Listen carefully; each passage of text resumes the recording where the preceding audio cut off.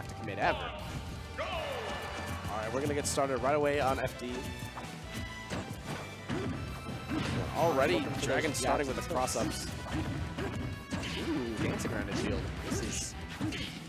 That's just a lot of damage, 66%, and Dragon is not done yet. And he lost his jump. That's 0 to death. My. So, Dragon went in. Yeah, he didn't even get a single jab or move out. And now look at him. He's chilling, not going in super hard. Up. Wait a second. All right. Was he going for a footstool? Or I think he was. That would have been cute. Okay, Sexychu with the back hit of Nair.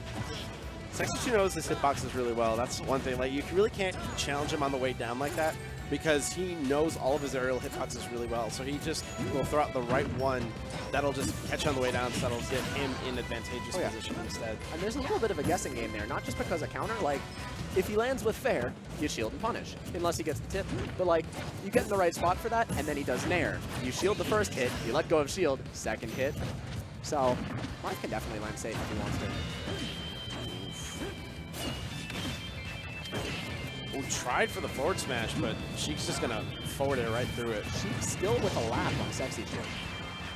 And not looking for a bouncing fish 50-50. Just going back to stage. Now that he's got a lead, he's perfectly content sitting on it. Yeah, and he really didn't go for a bouncing fish early because it's not in the percent where it's just going to act as a threat for Sexychu, but next time that he gets off stage, this is going to be, bouncing fish is going to be a big threat. Like right here, this could be on ledge. He's keeping very safe now.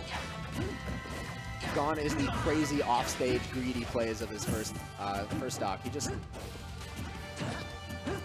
little bit wary of this rage.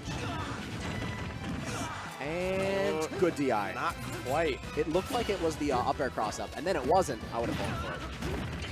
That's gonna do it. Though. Yeah. Yeah, when you're by ledge like that, especially, I noticed that, I think that how that works also is that if you do not have a jump, that setup is also a little bit harder to get out of because if, if you don't have a jump, then that takes, you have to air dodge in order to get out of that. Now on that forward throw, I'm not positive because I'm not super technical with Sheik, nor do I play her. But I think he DI'd in, and that allowed him to get the up air. It also, that looked like a little bit of DI in. That could have been just the fear. No, if you're at ledge, it makes sense to DI in sometimes. Yeah. But for a lot of characters, it can screw you over like that, too. Not Sheik, but like, let's say you're fighting a Luigi and you DI out in its ledge, and the forward throw that normally never kills just took your stock, and you feel really silly. So, now the switch over to Lucina. Also has this in the pipe. A lot of Marths now do have just a Lucina in the reserve. Yeah, it makes sense to have both ready for different matchups, and often different mentalities. If you're not landing a lot of tips, switch to someone who doesn't need to land tips. If you're landing a lot of tips, switch from Lucina to Marth. Yep. Just depending on how the set's going. Utilizing that movement well. Nice bouncing fish to get back on, and Dragon kind of turns the tables on Sexychu, but he's going to be able to get back on the stage. Just kind of exchanging moves right now, pressing buttons in neutral. Oh, okay. Dragon's smart to let go of shield, but he still took that hit.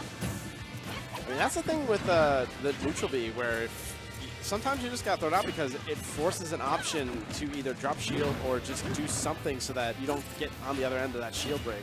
Yeah. Getting hit is better than a shield break, like basically all the time. Yeah. Oh, nice weight there from Sexychu. Oh. Showing no fear on that ledge. That was sneaky, rolled right past him. Ooh, and Dragon still sitting on a lead, but Lucina with rage can do things. And it's not over until she takes the stock. It really is not. Okay. Air dodge. Didn't actually went for Nair, probably to. Okay. Sexychu got caught waiting way too long. You're just sleeping. But, okay. Tit for tat. Lucina gets a hit. And it's even again. All right. Anything Big you forward can do. smash. I got you. I see you. That was just a bunch of stuff I didn't expect. Oh, it was just pure back and forth. Both these boys are playing excellent at ledge. That's how they got both these stocks, so. All right, Dragon right now holding it down. Weak Nair getting him. Sexychu trying to get something started with just any straight hits off of jabs or one of the tilts. But and a few needles, a few more needles. Yeah, Dragon's now starting to space out with needles a little bit more. Especially when needles start causing tumble, they get really nasty. On FD, there's nowhere else to land.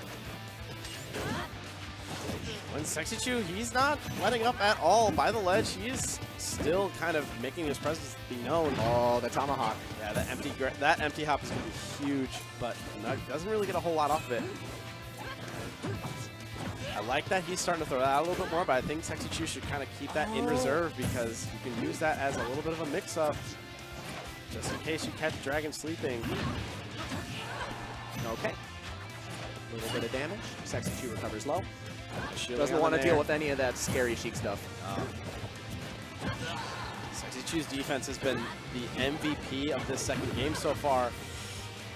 He's got to be careful of those air dodges because now Dragon's getting to the point where he can just start to sniff them out. That bouncing fish is going to And do the it. immediate. That's... There are still, you know, 50-50-ish. I'm not sure if you can jump there, but like, if you were air dodging earlier and he's been reading the air dodge, you're not going to air dodge it once he just throws it out immediate. So I think it was also the same problem that he had for that first game where just he was on ledge and the DI was just panic DI where he just DI'd in and that just allowed the bouncing fish to connect. Gotcha. I mean, to have that happen twice in a row, Yeah. it happens. Since the nerfs, Sheiks have very specific percents where they have to get 50-50s off a throw, but like, I don't know them, so I'm just assuming it might have been.